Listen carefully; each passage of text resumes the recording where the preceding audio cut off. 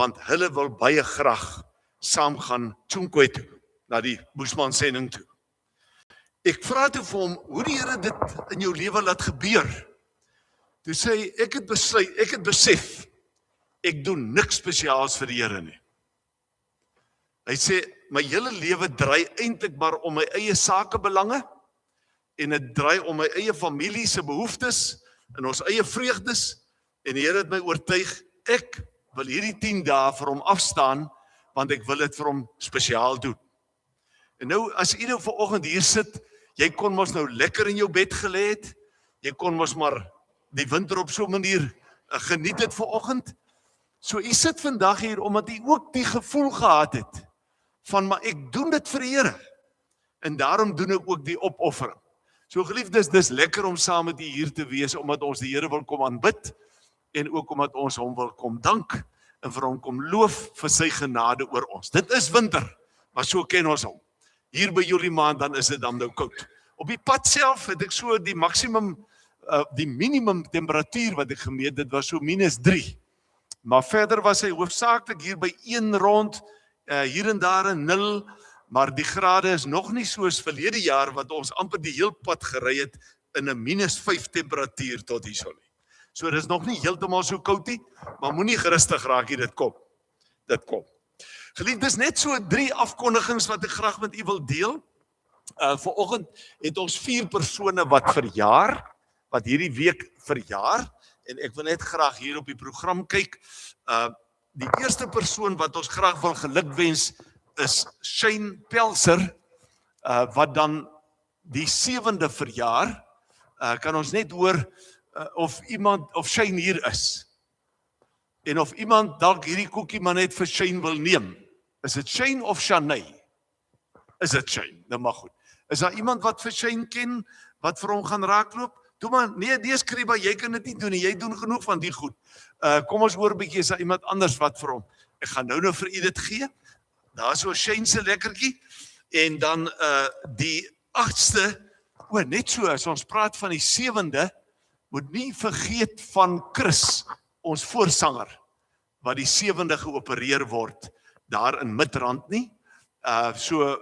Moenie van hom vergeet nie, hoor, kom ons vra van, wat gaan nou aan, is die ligte af? Goed, hier is dan nog 'n bietjie krag. En dan Rosie Jeffer. Rosie Jeffer, is sy vanoggend hierso? Is dat maar hierso? Nou maar goed, daar is sy, baie dankie. Dan die baie geluk met Rosie se verjaarsdag, is dit Tannie se dogter? Nou ja, baie geluk ook aan u ook, daar is sy. En dan nog 2 persone wat ook verjaar, wat ons dan hier het, is dan die 8ste, is Johandri Harold. Johandri, is sy dalk hierso? Iemand wat dit vir haar kan neem? Dan gaan ek hom van my vat. Wat sommer net. Maar goed, en dan, daar moet die Skriba maar vir ons help. En dan is daar nog een verjaarsdag, Ruby May, die 9de Julie. Sal jy vir haar vat? Daar sê baie dankie. Dankie. Goed geliefdes, dis heerlik, dis wonderlik, en is lekker ook om as gemeente op so 'n manier na mekaar toe uit te reik. Ek wil ook dan sommer so, as dit dan vreugde is, dan wil ek ook vir u voorbidding vra vir Tannie Rina van Sail, haar man oom Jan, is hier maandagnag oorlede, en dis aan môreoggend 10:30 is dit sy afskeidsdiens of sy troostdiens, en ons wil dan sommer net ook vir haar en haar dogter Liesel, en ook haar kleinkinders wil ons ook dan net sommer die Here se seën toewens. Dis baie lekker om met haar te kon gesels, en maar net eenvoudig te besef en te weet, dat die verlossing van die Here Jesus Christus het betekenis. En elke keer as 'n mens dan nou ook moet afskeid neem, dan verstaan jy waarom dit belangrik is. Want die Here sluit vir 'n mens die hemele letterlik oop. En die hoogtepunt van 'n mens se lewe is dalk jou dood. Dit klink erg om dit te sê, nee, maar dis die deurgang na 'n ewige lewe. Die baie mooi woorde van Johannes hoofstuk 11 vers 25 wat sê dat ons sal lewe al het ons ook gesterwe. Wie in my glo, sê die Here Jesus, sal lewe al het hulle ook gesterwe. En dan het ek net nou daar met die 3 vroue gepraat, en mens besef, dat die een ding wat jy nie na jou geliefde se afsterwe lekker kan hanteer nie, is die verlange na daardie persoon, en die gemis na daardie persoon. Is reg, nee? Dis maar wat ek in my eie bediening ook. En dan geliefdes, 'n laaste afkondiging. Saterdag die 25ste Julie, het ons dan van 9:30 af in die kerksaal tot 12 uur, is daar die uitreik na die gemeenskap toe, waarin u dan die geleentheid gaan hê om brood en sop te versprei en uit te deel.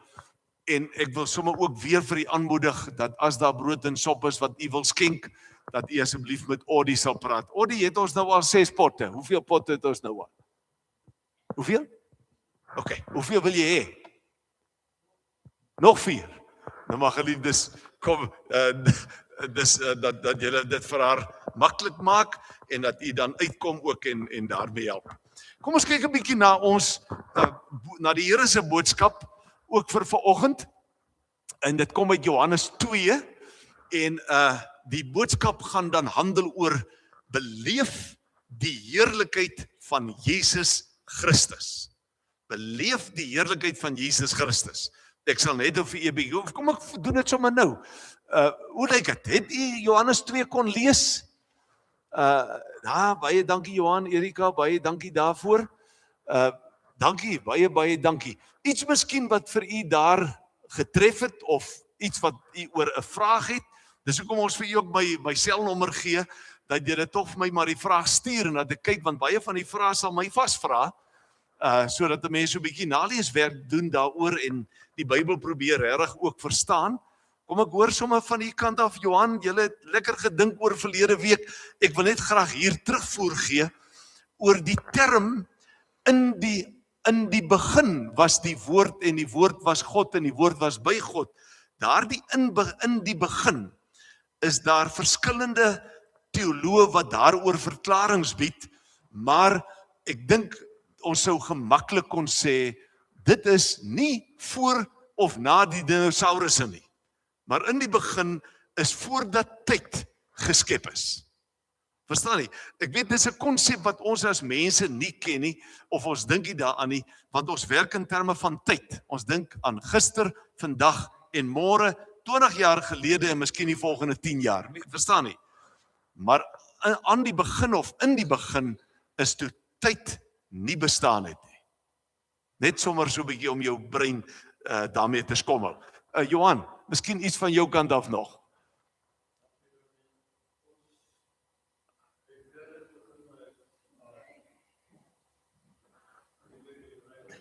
Ja, ek wil net gou herhaal terwille van ons uitsending. Johan sê dat hulle het wel ook gekonsentreer op die bruilof in Johannes 2.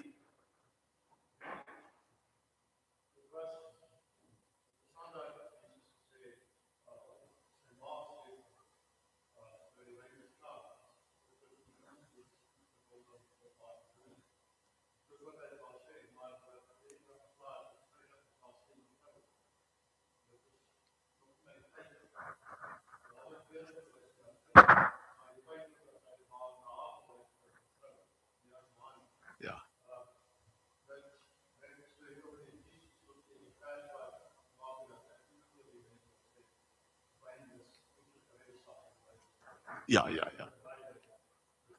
Ja, is reg.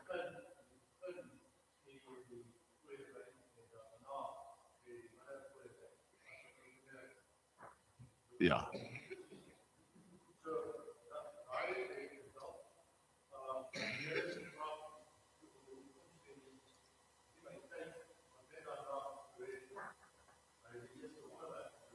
Ja.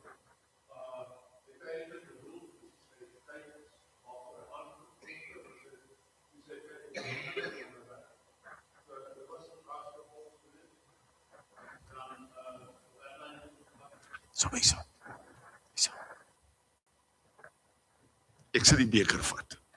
Dankie. Goed.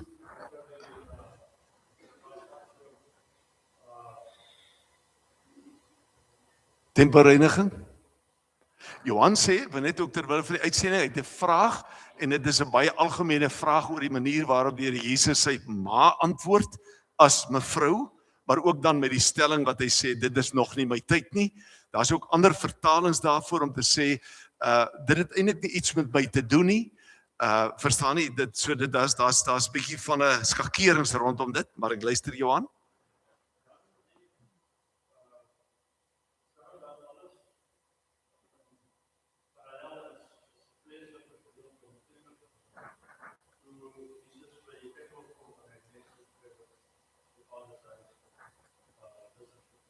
Goed.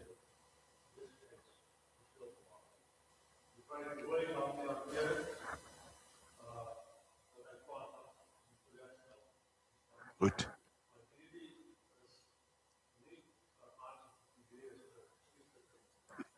Goed. Goed.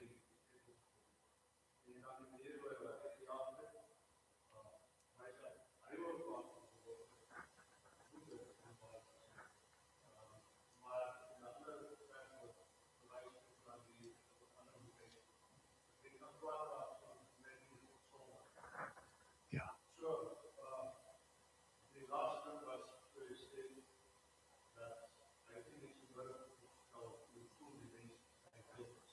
Ja. Goed.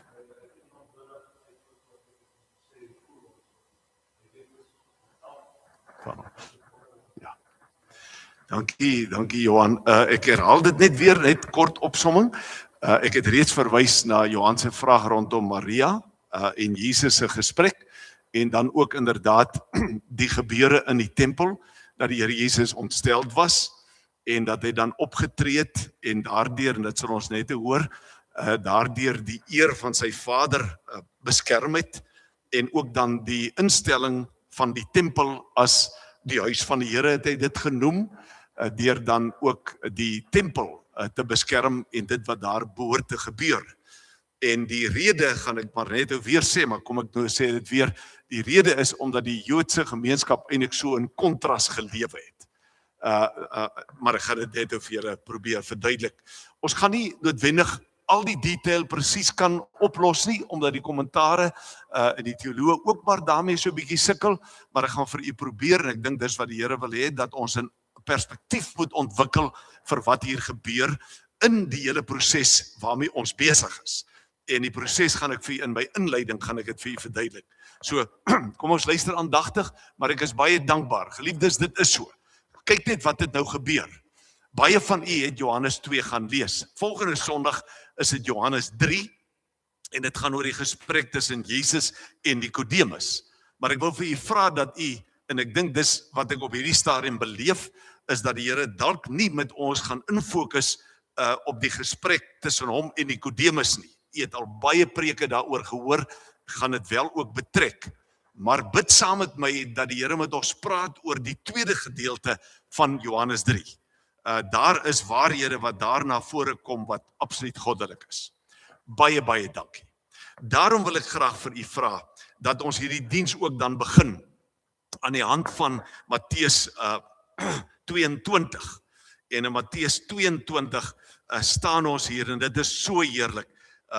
U weet dat ek al 'n stelling gemaak het, ek gaan dit môre ook weer doen by die afskeidsdiens, maar ons is nie volmaakte mense nie. Ons is nie volmaakte mense nie. Maar die Here het vir jou lief in jou onvolmaaktheid. Maar luister nou baie mooi. Omdat hy vir u en vir my lief het, moet ons mekaar as egpare, as individue, as vriende, as medegelowiges, moet ons mekaar voortdurend aanmoedig om die Here liewer te hê. Ons het hom lief, maar dat ons ook in daardie verhouding sal groei en nie stagneer nie. En dat ons ook dan inderdaad al hoe meer gehoorsaam sal word, al hoe meer sal word soos wat die Here Jesus is. Dat ons ek wil byna sê dat 'n mens 'n gebed gereeld in jou lewe bid om te sê, Here, ek wil graag soos U wees. Luister 'n bietjie hier, kom ons begin die diens daarmee. Hier in Matteus 22 vra 'n fariseer, toe die fariseërs hoor dat Jesus die Sadduseërs die mond gesnoer het, hulle stil gemaak het. het hulle bymekaar gekom en een van hulle, 'n wetsgeleerde, het hom met 'n vraag probeer vastrek. Meneer, vra hy, nou natuurlik met bravade, né? Hy het 'n motief, hy wil vir hom vasvra. Hy vra vir hom, wat is die grootste gebod in die wet? Hy lok die Here Jesus dus uit. En Jesus antwoord hom, jy moet die Here jou God lief hê met jou hele hart, en met jou hele siel, en met jou hele verstand. Dit is die grootste en die eerste gebod. En die tweede wat hiermee gelyk staan is, jy moet jou naaste lief hê soos jouself. In hierdie twee gebooie is die hele wet en die profete saamgevat. U ken dit uit u kop uit. Maar kom ek vra vir u dat ons net daaroor vir 'n paar sekondes dink. En dink daaraan dat u en ek in die teenwoordigheid van die Here is, en soos wat Johan ook gesê het, die laaste paar verse van Johannes 2 wat sê, jy kan die Here Jesus niks van 'n mens eintlik leer nie. Hy weet alles. En daarom kan ek en jy voor die Here sit en staan en vir hom sê, u weet alles. Dis hoe my hart lyk. En ek vra daarvoor vergifnis. Ek bely my onvolmaaktheid. Ek bely my liefde wat tekortskiet teenoor u en teenoor my medemens. Maar ek wil ook vashou aan die verlossing en die vergifnis van die Here Jesus Christus. Geliefdes, kom ons sê dit. Elke mens sit met 'n tas wat jy saam met jou dra. En daai tas maak net jy oop. En daai tas, of in daardie tas, is daar dikwels baie seer, baie verwyte, baie wrogings, baie seer en pyn. Miskien al teenoor mense wat al dood is, of mense wat nog leef. En ons is ook hier om vir die Here te sê, Here, ek maak hierdie tas oop. En ek wil vir u vra, kom verlos my hiervan. Want hierdie gemors maak 'n mens dood. Stadig, maar seker. En dis ook hoekom die Here Jesus gekom het. En in ons liefde vir hom en ook vir mekaar, bely ons dan ons onvolmaaktheid, maar ons vra ook vergifnis. Ons bid saam. Dierbare Here, ons wil u as die Vader, u as die Verlosser en u as die Heilige Gees aanbid. En ons wil dankie sê vir die voorreg om hier in hierdie kerkgebou u te kan ontmoet. Here, al die kwaad, al die seer, al die verwyte, daai dinge, Here, wat ons doodmaak, sonder dat ons dit besef, wil ons ook hier aan die begin van hierdie erediens voor u voete kom neerlê. En ons vra u, was elkeen van ons met die bloed van die lam. Gee vir ons lig, gee vir ons lewe. Laat ons opstaan en u verheerlik. Dis ons gebed. En daarom vra ons nou, dat u vir elkeen van ons, u ken vir ons, by ons name, by ons bloedlyn, u ken ons in ons DNA, u ken ons in ons hele geestelike wese. Kom Here, kom ontmoet my, kom ontmoet ons, daar waar ons is.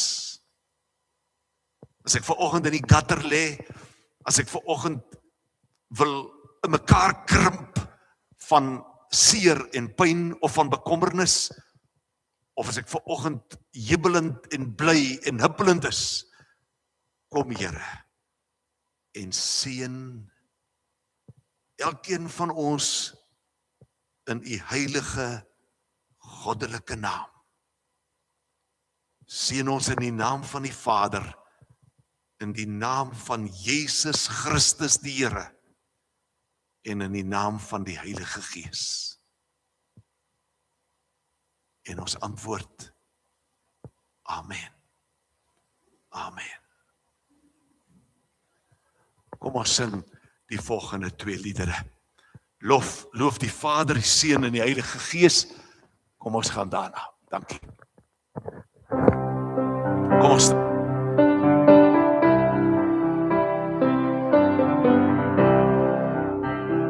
Vader, Seun, Heilige Gees, U sal ons heerlikheid dan verhoog die lofbesang met ons stem. Eer die Vader,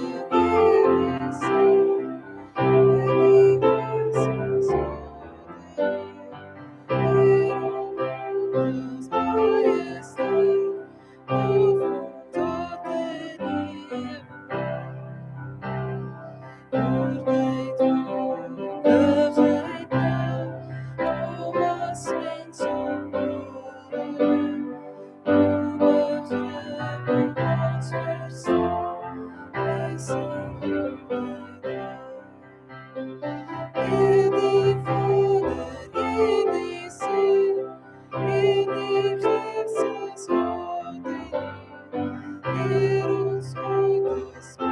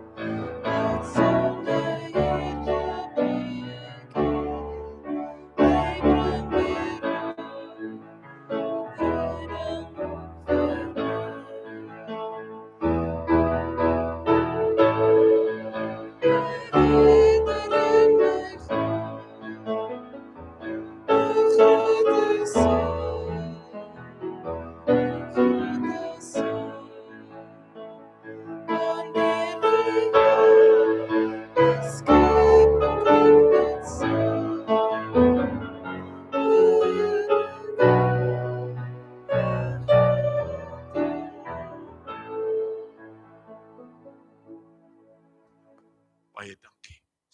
Ons gaan die volgende lied gaan ons oorslaan, ons kan maar klaar met daarmee. Maar baie dankie. Kom ons maak ons Bybels oop by Johannes hoofstuk 2. Johannes hoofstuk 2. En ons gaan lees vanaf vers 1, maar ek gaan weer eens nie die hele hoofstuk lees nie. Dit is so 'n bietjie ons opdrag om dan of uitdaging om dit dan te lees by die huis, dit te mediteer, so 'n bietjie te kyk wat staan daar geskryf. Ek het ook vir u 2 weke gelede gesê, ons noem dit Lux Divinia, waarin ons dan in die woord van die Here, die mooi woord wat gebruik word, is om in die woord van die Here te wandel. En ons gaan lees daar vanaf vers 1, maar kom ek bid eers saam met u. O wonderlike Here, wat 'n voorreg het ons om oud en jonk rondom u Bybel, rondom u woord te kan sit, dit te kan oopmaak, met die verwagting dat ook hierin vir ons baie bekende dinge sal wees, maar dat daar ook vir ons dimensies in by betrokke is, wat ons nie elke dag op fokus nie. Ons weet ook, Here, dat u woord bedoel is, dat dit lewend moet maak, dat dit nie moet dood wees, en eintlik onverstaanbaar moet wees nie. Maar dat u, Here, u woord vir ons gee om 'n bepaalde doel, en ons wil u as die Almagtige kom loof en prys. Here, daar is alweer 'n week in ons lewens verby, waarin u vir ons gespaar het, maar dankie dat ons dan ook vanoggend hier as 'n gemeenskap van gelowiges kan bid vir Tannie Rina, en vir Liesel, en vir die kleinkinders, en almal wat daarbey betrokke is met oom Jan se afsterwe. Maar ons weet ook, dierbare Here, u het u doel bereik in oom Jan se lewe, u het hom gered deur die bloed van Jesus Christus, en u het vir hom aangebied die ewige lewe. En daarom kan ons môre aan die hand van u woord, ook in Johannes 14, kan ons stil staan by die beloftes wat u vir ons gemaak het. Maar hier sit ons, Here, en staan ons voor u, en ons weet, elkeen van ons is aan u bekend. Niemand van ons hier hoef ons naam vir u te sê nie, want u het ons nie net by name geroep nie, u het ons ook persoonlik gemaak, u het vir ons geskep, en u het vir ons lief. En daarom bid ons, Here, vir almal wat hier is, maar ook vir hulle wat nie vanoggend hier kan wees nie, weens omstandighede, maar ook dan sommer net wat nie hier is nie, omdat ons traag is, omdat ons nie altyd getrou is nie, en omdat ons, Here, so 'n bietjie meer oor onsself of op onsself fokus.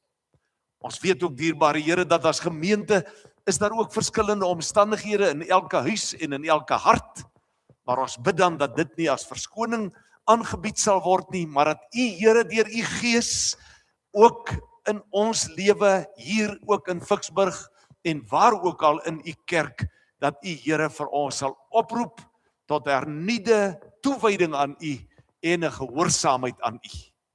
Ons wil dan nou bid, Vader, Seun en Heilige Gees, kom neem ons in hierdie woord in. En lei vir ons, sê vir ons, openbaar vir ons, as u dan vir ons sê, beleef die heerlikheid van God. Here, u weet, vir ons en ons kinders, is u dikwels net 'n klomp feite. U is vir ons heel moontlik net iets wat 'n mens met jou intellek moet uitklaar. En daarom is daar dikwels nie belewennisse nie. Daar is nie altyd warm en oortuigde getuienisse nie. Maar daarom kom bid ons. Kom maak hierdie woord vir ons lewend. Nee, Here Jesus, kom word vir ons lewend, sodat ons u kan sien en u heerlikheid en die heerlikheid van die Vader en die Gees kan belewe. Dankie vir die voorreg dat ons vanoggend hier is. Ons wil u loof en prys dat ten spyte van koue en ander omstandighede, dat ons hier is om u, Here, te kom aanbid en om u te kan beleef. Ons bid dit tot u eer. Amen. Amen. Sjoe, kom ons lees daar uit Johannes 2, gaan net so enkele uittreksels maak, daar heel in die begin, so om en by vers 1 tot en met dan by vers 5, lees ek die volgende: op die 3de dag was daar 'n bruilof in Kana in Galilea, en die moeder van Jesus was daar. Jesus en sy disippels is ook na die bruilof toe genooi. Toe die wyn opraak, sê Jesus se moeder vir hom, hulle het nie meer wyn nie. Maar hy sê vir haar, waarom sê jy dit vir my? My tyd het nog nie gekom nie. As ek dit nie gaan sê later nie, kom ek sê dit nou. Wat ons hieruit verstaan, is dat die Here Jesus eintlik vir haar wil sê, dit het eintlik nie iets met my te doen nie. Maar dis ook nog nie die tyd vir my om verheerlik te word, of ten volle geopenbaar te word nie. Die konteks daarvan sal ons miskien nie in fyn poeierstof kan deurtrap nie, maar die wonderlike is, dat van daar wat hy dit gesê het, Johan, van waar hy dit gesê het, tot waar hy dit gedoen het, was daar dus 'n ingreep van God self, om te sê, dis die geleentheid, benut dit. Want onthou, ons lees dit baie duidelik ook dat dit sy eerste wonderwerk is. So die Here Jesus, gaan ek dit dan nou, ja, dis wonderlik om dit te kan sê, hy het ook die afwagting om aan sy Vader gehoorsaam te wees. Hy het nie maar net gekom en gedoen en homself kom openbaar om vir almal te wys hoe groot hy is hier. Hy het gewag op die opdrag van sy Vader. En God het sy moeder dan gebruik om vir hom te sê, wil jy nie help nie? Hy sê, mevrou, ek weet nie of dit al my tyd is nie. Ek sal moet kyk. Ek sal moet wag. Dis 'n baie besonderse eienskap van die Here Jesus, want onthou, die een ding wat hy vir ons gesê het is, hy sê niks as die Vader nie vir hom sê om dit te sê nie. Hy doen ook niks as die Vader hom nie die opdrag gee nie. So ek leer sommer 'n baie skitterende ingesteldheid van Jesus Christus as die seun van die Vader of as seun van God, dat hy met die Vader so saamgewerk het. Ek het 2 weke gelede vir u gesê, nee, ek het vergeet om dit hier te sê, maar ek het dit al met vorige geleenthede gesê, jy sal nie in die Bybel spanning kry tussen die 3 persone van die eenheid nie. Hoorie, ek het ook al vir gesê, vir my persoonlik is dit die bewys dat die Bybel, of een van die groot bewyse, dat die Bybel nie deur 'n mens geskryf is nie. As hierdie 'n speurverhaal was, dan kan ek u vandag waarborg, iewers ergens sou daar spanning gekom het tussen God die Vader en sy Seun en die Heilige Gees. Maar daar's nie 'n spanning nie. So hier sien 'n mens dit, dat hy sê, dis nog nie my tyd nie, maar in 'n kwessie van 5 minute miskien, gebeur dit dat die Vader vir hom oortuigend sê, doen dit. In my lewe, ek dink dis 'n verstommende voorbeeld vir ons, maar ek gaan weer te lank preek en dan gaan julle nooit weer kom nie. Die punt is, dat ook as hy dan, en die vraag, hoekom lyk dit so kort af, as hy met Maria werk? Weet jy wat? Van waar die Here Jesus se bediening begin het, by die doop van Johannes, die neerdaal van die Heilige Gees, die duif, die openbaring wat gesê, dis my geliefde seun, luister na hom, van daar af het Maria, ons praat van 'n objek geword van sy verlossing. So ma, jy word nou mevrou, want ek is die seun van God, en jy's deel van my verlossingsplan. Vir ons dalk 'n bietjie vreemd, maar onthou, die Here Jesus was nie net 'n gewone kind nie. Hy het nie net 'n bloedlyn met haar gehad nie. In hierdie wonderwerk en in hierdie omstandighede waar sy roeping dan na vore kom en hy in die openbaar kom met sy roeping, is dit dan inderdaad 'n kwessie van, nou is my sogenaamde biologiese ma of my aardse ma is dan nou deel van my verlossingsplan van God. Here, as dit so is, dankie daarvoor. Kom ons lees verder. Dan staan hier geskryf, by die laaste paar verse staan hier, daar by vers 11, dis die kruks eintlik van hierdie openbaring. Hierdie eerste wonderteken het Jesus in Kana in Galilea gedoen. Hy het daardeur sy mag laat blyk en sy disippels het tot geloof in hom gekom. Skitterend. Eerste wonderwerk met 'n doel, met 'n proses. Ek lees verder. Dan kom ons by vers 13. Die Paasfees van die Jode. Wag, ek wil hy vers 12 ook lees. Hierna het hy, sy moeder, sy broers en sy disippels na Kapernaum toe gegaan, maar hulle het nie baie lank daar gebly nie. By vers 13. Die Paasfees van die Jode was naby en Jesus het daarvoor na Jerusalem toe gegaan. Op die tempelplein het hy die verkopers van beeste, skape en duwe gekry en die geldwisselaars wat daar sit. Toe het hy met touwtjies 'n sweep gemaak. Daai touwtjies, sy Griekse regte vertaling is, hy het swaar tou gebruik. Dis toue waarmee hulle bepaalde goed kon vasbind. So dis nie so ou ligte ou sweepietjie, wat ook al nie. Daar's meer substansie in hierdie sweep wat hy gevleg het. En dan staan hier, hy het vir die toe het hy met tou 'n sweep gemaak en almal uit die tempel uitgejaag, ook die skape en die beeste, Die geld van die geldwisselaars het hy op die grond gegooi en hulle tafels omgekeer. Vir die mense wat die duiwe verkoop het hy gesê, vat hierdie goed hier weg. Moenie die huis van my vader 'n besigheidsplek maak nie. Toe het sy disippels daaraan gedink dat daar geskrywe staan, die liefde vir u huis verteer my. Onmiddellik word die geheim verklap om te sê, die Here Jesus het dit nie gedoen om 'n wettiese reëling, 'n Ou Testamentiese wet uit te voer nie, maar uit sy liefde vir die huis van die Here, maar ook dan sy liefde vir sy Vader. Dan staan hier en sê vir hom, hulle vra vir hom by vers 18, met watter wonderteken kan u vir ons bewys dat u hierdie dinge mag doen? Dis nou die tempelpolisie en die tempelamptenary wat nou vir hom probeer keer en vir hom sê, op grond waarvan kan jy vir ons sê, met watter wonderwerk kan jy dit bevestig, dat jy dit doen, dat jy dit mag doen? En dan sê Jesus vir hulle, hy antwoord hulle, breek hierdie tempel af, en in 3 dae sal ek dit oprig. Nou moet jy onthou, ons het 'n voordeel. As jy die gewone evangelies, sinoptiese evangelies, Matteus, Markus, Lukas lees, dan het jy nie die voordeel wat Johannes nou vir ons gee nie. Want Johannes, hierdie sinoptiese evangelies is so om en by 55, 65 na Christus geskryf. Johannes evangelie is 30, 40 jaar later geskryf.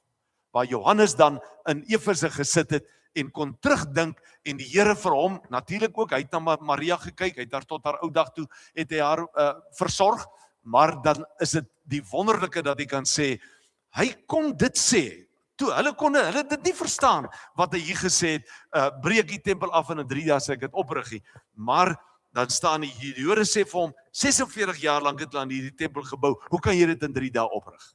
Luister kinders, hier sê hy, maar hierdie tempel, sê Johannes nou vir ons, 40 jaar later, het hy as sy liggaam bedoel, later nadat hy uit die dood opgewek is, het sy disippels daaraan gedink dat hy gesê het, en hulle het die skrif en die woorde van Jesus geglo. Hoor jy? Dat hierso is prosesse en so meer, en dan nou daardie skitterende, ek moet eerlikwaar bely, dat ek daai laaste paragraaf so bietjie vergeet het, om nie heeltemal ingewerk het nie, maar ek dink jy is heeltemal reg om te sê, dis belangrik, want jy sal ook sien, dit kom ook in hierdie hoofstuk ook voor, dat die Here Jesus het daarmee rekening gehou, gaan net een ding noem, hy het daarmee rekening gehou, dat mense impulsief tot geloof kom. Kyk net hierso, hy is die woord, verlede week, hy is die woord, hy is die lig, hy is die waarheid, en so kan ons aangaan, maar dan vervlou dit weer. En die Here Jesus het geweet, dit neem tyd, 'n mens kan opgewonde wees oor die geloof, maar daar's ook 'n groeiproses, daar's 'n verdiepingsproses, en dis tog nou waarmee ons as gemeente van die Here besig is. Nie omdat ek uit my slimmigheid of wat ook al of uit domheid dit besluit het nie, maar omdat die Here gesê het, gaan vat Johannes as evangelie, werk dit hoofstuk vir hoofstuk deur en bou dan 'n woord van God, 'n theologos, bou die teologie in elkeen se lewe. Geliefdes, kyk 'n bietjie hierna. Ek gaan met die deur in die huis val.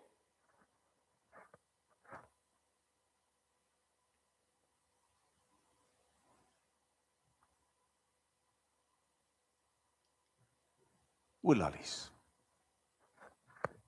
Waar is die goed nou? Kies dat ek net gou kyk, waar is ek nou? Daar is hy.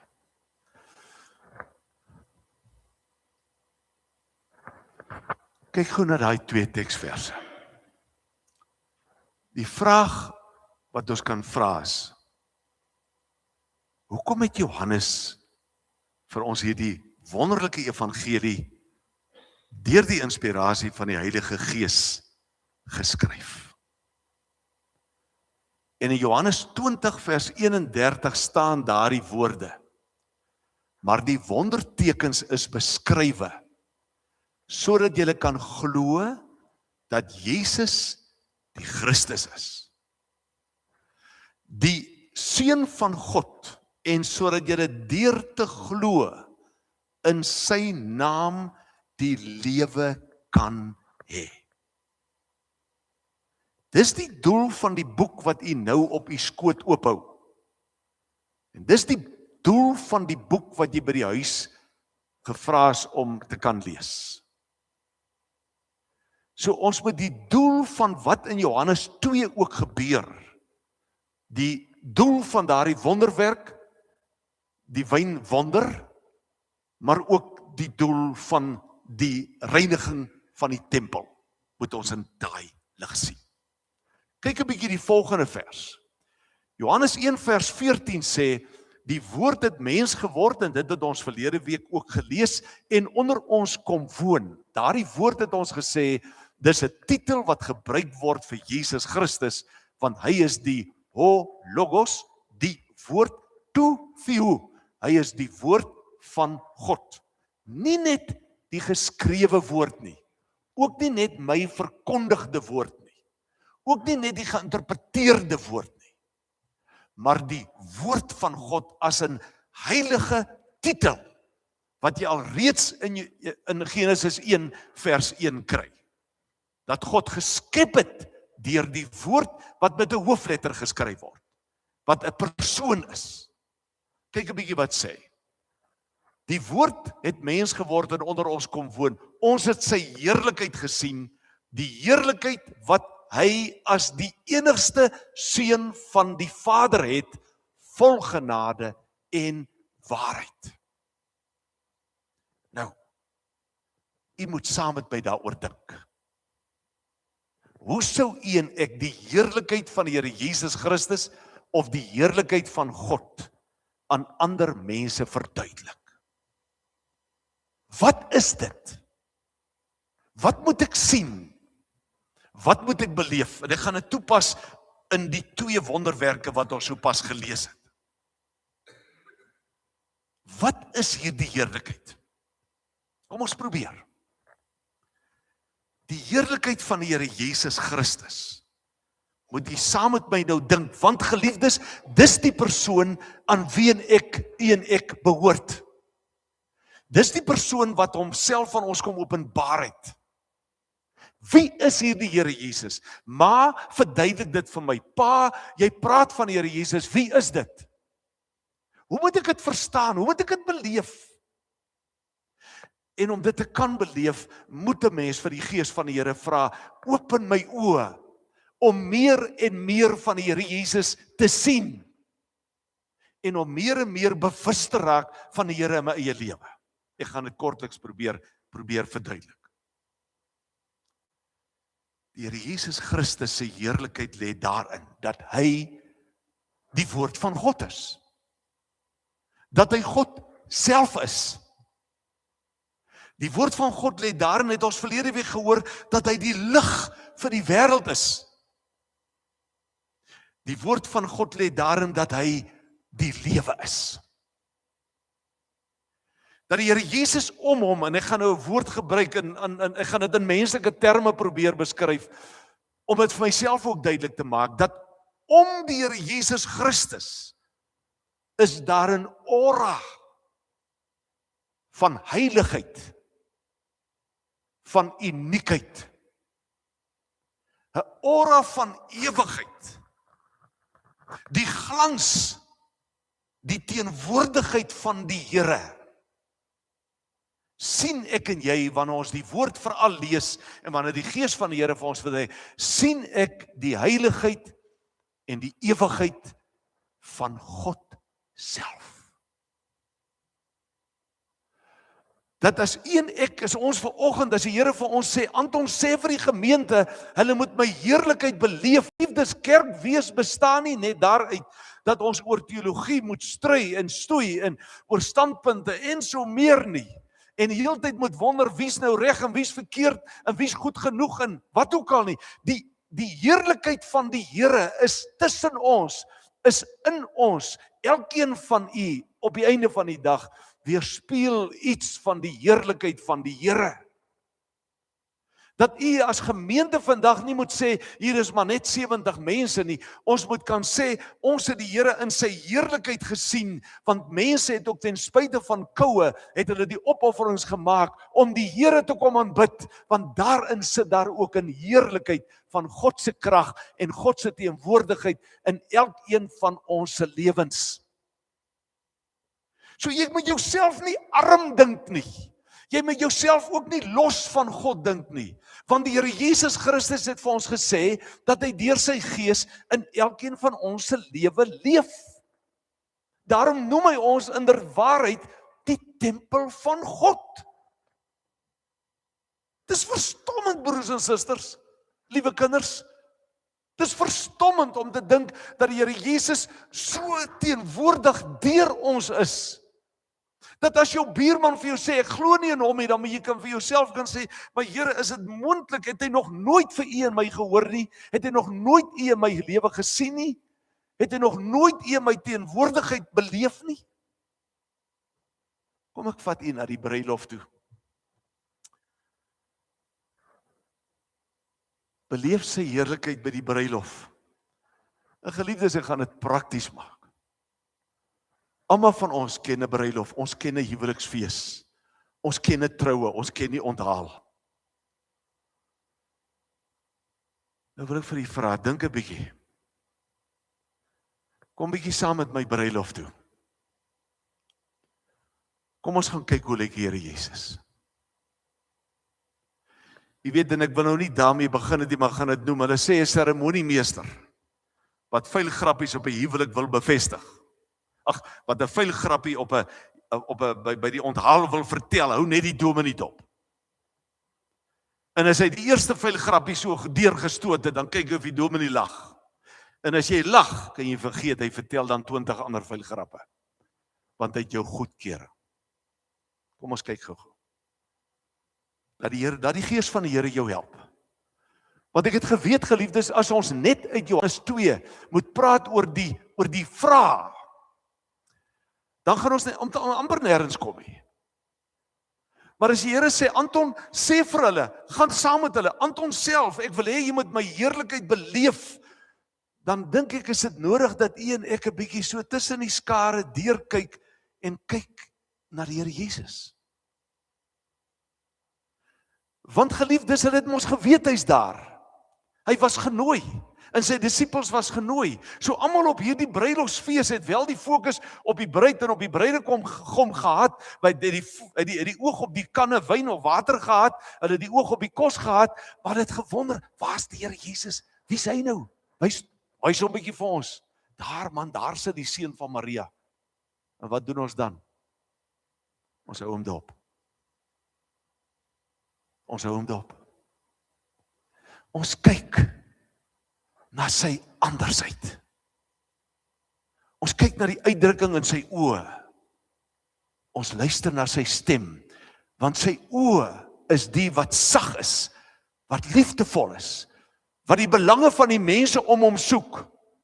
Wat nie soos ek en jy dalk met ons grand klere al die fokus op ons wil hê, sodat mense tog net kan sê hoe mooi is ons aangetrek nie. Hy het heeltemal 'n ander uitgangspunt, want sy absolute teiken is die mense om hom. En dan luister ons, hoe praat hy met hulle? Hoe hanteer hy hulle? Watter hoflikheid openbaar hy as hulle moet kos skep? Hoe tree hy op? Hoe praat hy met die mense om hom? Watter aura is daar? Watter heiligheid is daar? Ek wil dit nie kunsmatig maak nie, ek wil ook nie meer sê as wat die Bybel sê nie, maar as ons dan by 'n huweliksfees is en die Here Jesus is daar, gaan ons nie net kyk na wat hy by einde van die dag gedoen het by die water nie, ons gaan hom as persoon dophou en hom sien. En dan kom Maria by hom, inderdaad. Sy sê, "Wie se probleem?" Weet jy hoe groot was daai probleem? Daai probleem was so groot, dat as jy in daardie tyd, as jy in daardie tyd genooi is om 'n bruilofsfees by te woon, en as jy genoeg kos nie, kan jy dagvaar. As ook nie genoeg wyn is, kan jy dagvaar. Want jy het my genooi, en jy het vir my die veronderstelling is, en die verstaan is, dat jy wyn en kos sal gee, en dit was 'n hengse probleem, as hulle dan agterkom, Maria kom en sê, hier's 'n probleem. Die wyn is op. Dit mag nie in daai tyd gebeur het nie. Heel moontlik was die bruidegom familie van hulle.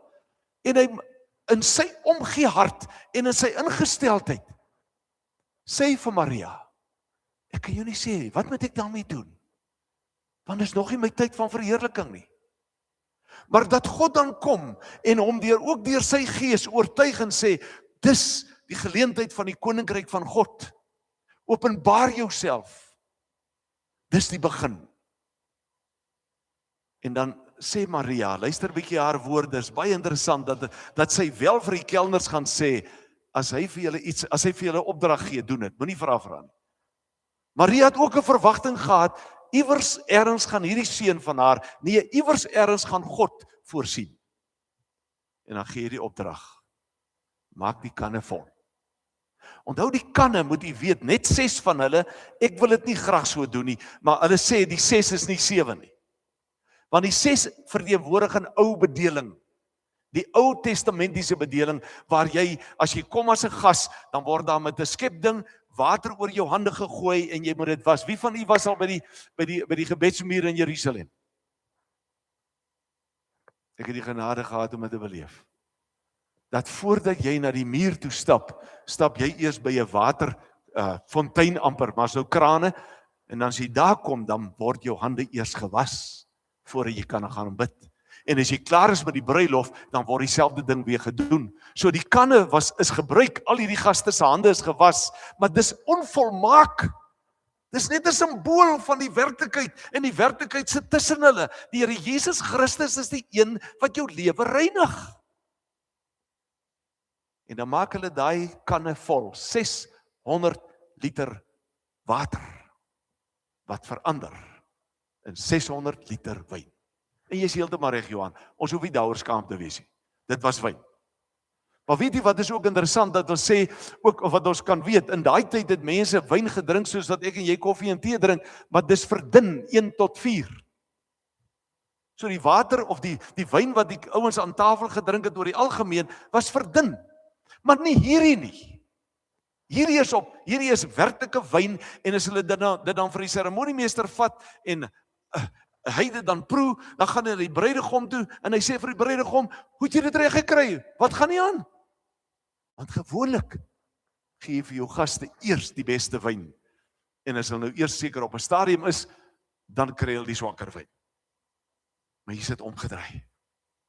Die simbool in dit is dat die Here Jesus Christus, wat die heerlikheid van God uitstraal, bring oorvloed, bring egtheid, nie net swak wyn nie, die beste wyn.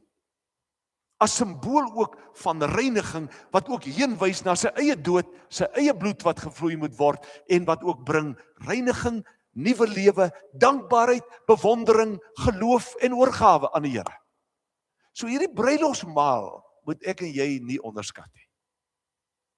Dis hier waar die Here Jesus sy heerlikheid openbaar en mense dit beleef. En hier sit ons vandag. Ons sit nie vandag nagmaal nie, maar ons kan fokus op die Here Jesus. En dat ek vir jou ook kan vra en sê, ook as jong man, jong vrou, ook vir jou te kan sê, die Here Jesus wil jou lewe kom verander. Hy wil dit kom vernuwe. Hy wil dit vol vreugde kom maak. Hy wil vir een van my laat besef, hoe wonderlik is dit om aan hom te kan behoort. Dan beleef ons sy heerlikheid. Kyk die volgende een. Daar is 'n tafel wat omgegooi is en dan die muntstukke wat daar lê. Wat hier gebeur het, kan 'n mens seker uit verskillende hoeke na kyk, maar kom ons probeer. Kom ons vra vir die Here om dit vir ons te openbaar. Die Here Jesus kom in Jerusalem in. Nou sal jy sien, die ander evangelies vertel van 'n tempelreiniging later, eintlik selfs die week voordat hy gesterf het. Johannes, die Here lei vir hom om dit sommer aan die begin in sy evangelie te skryf. Die vraag is daar een tempelreiniging of 2? Heel moontlik was daar 2. Maar dit maak nie nou saak nie. Die Here Jesus en God oortuig Johannes om dadelik eintlik te vertel, hoofstuk 2 van die reiniging van die tempel. En is die speletjies. Ek dink geliefdes, ons as gemeente en as kerk van die Here Jesus dwars oor die wêreld moet maar weer en weer hierna luister. Wat het hier gebeur? Die reisigers het van ver af gekom. Dae en weke het hulle getoer, gereis om in Jerusalem te kom. Hulle kon nie skape of duwe of watter offerdiere saambring nie. Die eerste probleem hier is, hierdie skape, bokke, diere, skape en bokke wat hier verkoop is, mag nie op die tempelterrein gekom het nie. Dit moet buite die tempelterrein te koop aangebied word. Dis hier een probleem. Natuurlik is die mense ook uitgebuit. Hoekom? Omdat die tempelbestuur, die amptenare, die tempelpolisie, die fariseërs, die skrifgeleerdes, sit agter die geld maak.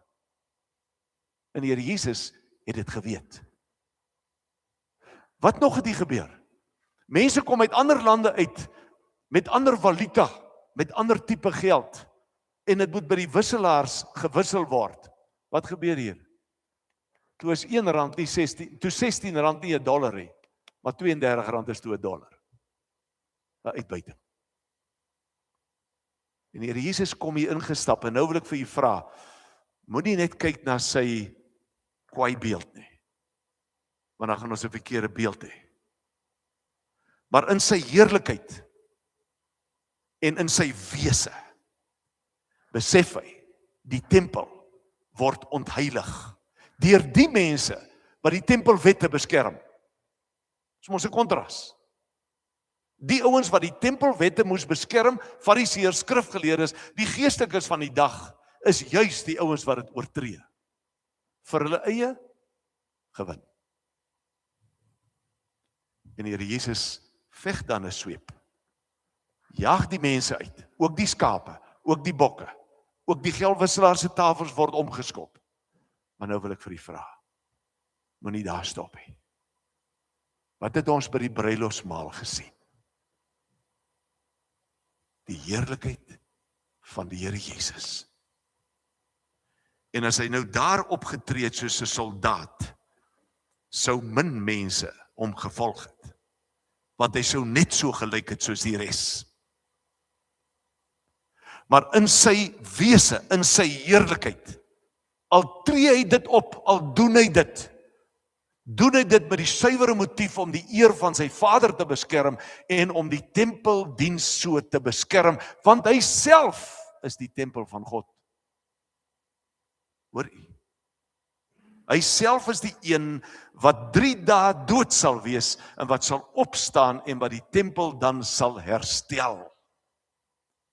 So dit kan mos nie wees dat die Here Jesus nou 'n cowboy is of dan een of ander gesagsliggaam wat almal wil verjaag en wil verskree nie, maar hy's iemand wat die kwaad aanspreek, wat die integriteit het, verlede Sondag 2 weke terug sy opregtheid het, om terwille van sy Vader se eer op te tree, maar ook mense te laat besef dat hy die Christus is. Sy bedoeling het ons mos gesien, daar by die eerste skyfie, het ons mos gesien, dat sy bedoeling is, dat mense in hom sal glo as die Christus, die Seun van God, en sodat hulle deur te glo in sy naam die lewe kan hê. Dis sy bedoeling. Net so ook dan hieronder, die woord het mens geword, ons het sy heerlikheid gesien, die heerlikheid wat hy as die enigste Seun van die Vader het, vol genade en waarheid. So kom ons sê, ja, ek stem. As 'n mens die hoofstuk net lees, en jy fokus nie op Christus en wie hy was en watter heerlikheid hy uitstraal nie, dan sal ons hierdie verhaal baie verkeerd verstaan. Die kans is daar, want ons hoor dit mos, ons lees dit mos. Punt wat ons wil maak is, vanoggend, oor hy klok, ontdek die heerlikheid van God en beleef dit. En nou 'n laaste een op die program. Wat van jou? Daar's 'n derde een wat sê, beleef sy heerlikheid rondom jou.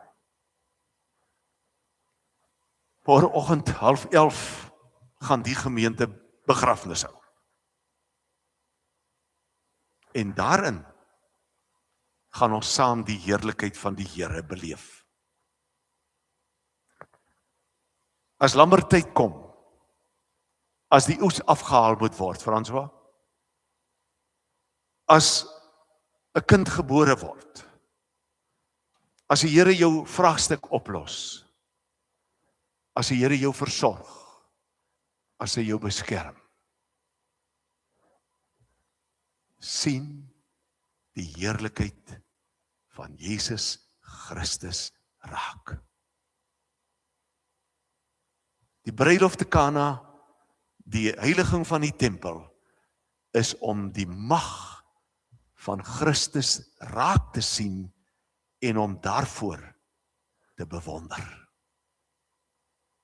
Tot so mate dat hierdie woord vir elkeen van ons in ons hart wil die Gees van die Here vir ons sê, sien jy my? Ek openbaar my. Want ek wil met jou 'n liefdesverhouding hê. Maar weet dit, ek maak ook die tempel van jou hart skoon. Ek gaan jou nie spaar nie, want ek as God se seun woon nie in 'n besoedelde tempel nie. Ek reinig dit. Geliefdes, ek glo dis die woord van die Here. U moet daaroor gaan dink. U moet daaroor gaan bid. En u moet vir die Here sê, Here, gee my die genade om u te kan sien in die wynwonder. Om u te kan sien in die reiniging van die tempel. En dat ons ook as gemeente, dat ons ook sal weet, hy's hier. Die laaste verse. Ek ken 'n mens. Jy kan my niks van 'n mens vertel nie. Maar onthou, dis ook daardie mens, soos ek en jy, wat hy kom verlos. Kom ons raak stil. Kom ons raak stil. Kom ons praat met hom.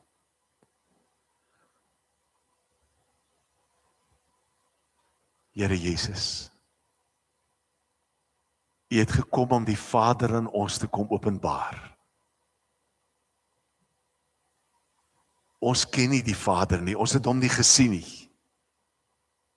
Maar hy sê vir die disippels, as jy my sien, dan sien jy ook die Vader. Daarom bid ons vir 'n nuwe dimensie in ons geestelike lewe. 'n nuwe dimensie in ons verhouding met U.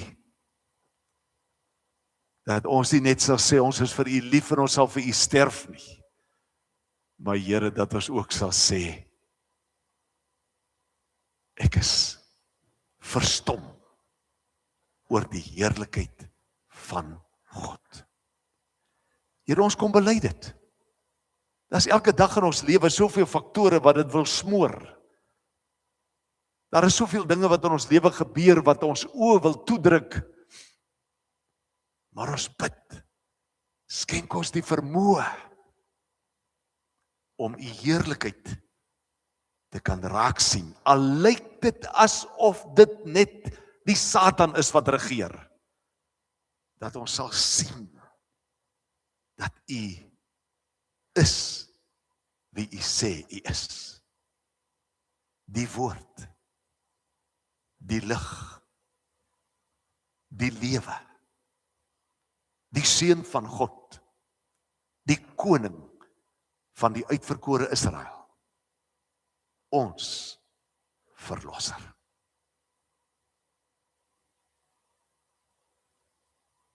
Dankie Here. Amen.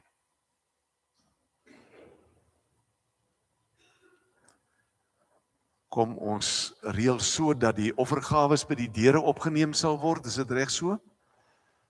Maar dan wil ek vir u vra dat ons die volgende lied sal saam sing. Kom laat ons saam tot Jesus nader met blye uitsig op ons lot. Hy het die heilsplan van die Vader vir sondaars volbring by God. Sy werk van goddelike waarde, die eeue deur met hoop verwag. Hy het volbring, loof hemel en aarde, loof hom die lam vir ons geslag. Kom ons kyk vers 1, 3 en 5. Kom ons sing dit.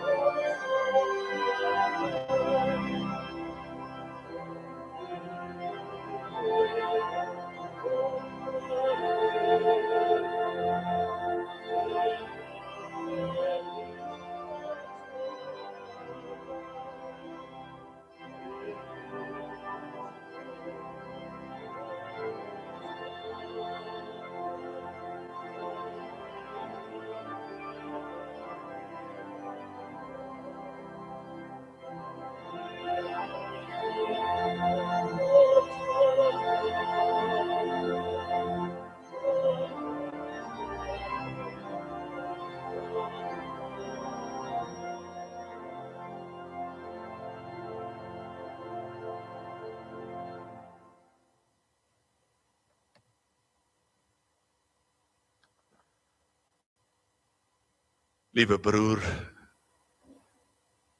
liewe suster, jong man en jong vrou,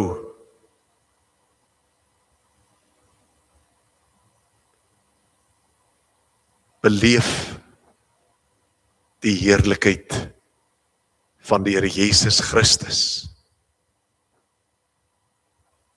Sien dit raak, stel jou daarop in, en leef voor die Here in bewondering. Leef voor die Here in dankbaarheid. Leef voor die Here in gehoorsaamheid. Want God die Vader, God die Seun en God die Heilige Gees is by jou, voor jou, agter jou, langs jou, onder jou, bokant jou en in jou en my. Die Here seën u, beleef sy heerlikheid. Amen.